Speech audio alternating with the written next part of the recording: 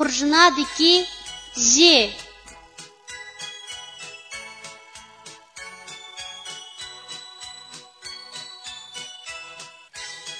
Bu harfning talaffuz qilinishi mundaq. Z.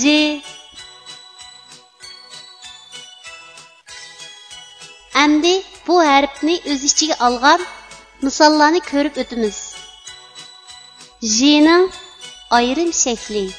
Misol: jurnal. J'ning oyog'idan olingan shakli. Misol: pish pish. Tuanda biz rasmga birlashtirib, yuqorida o'rganib o'tgan harfning to'g'ri yozilish tartibini mashq qilib o'tamiz. Jurnal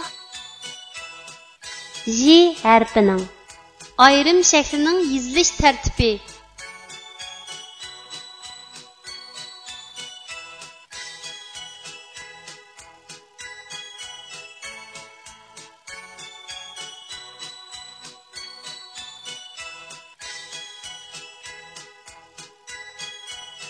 Pish pish.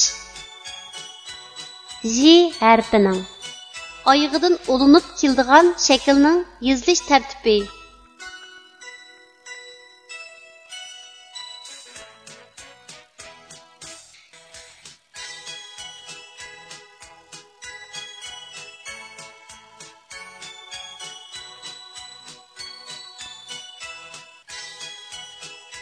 Eskartish.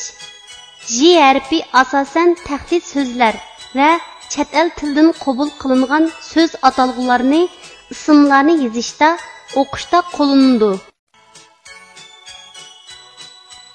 Kichik do'stlar, tuvandagi so'zlarni menga aytib o'qinglar. Pur, ji, na, purjna, pa, rish, parish, buj, gun, bujgun,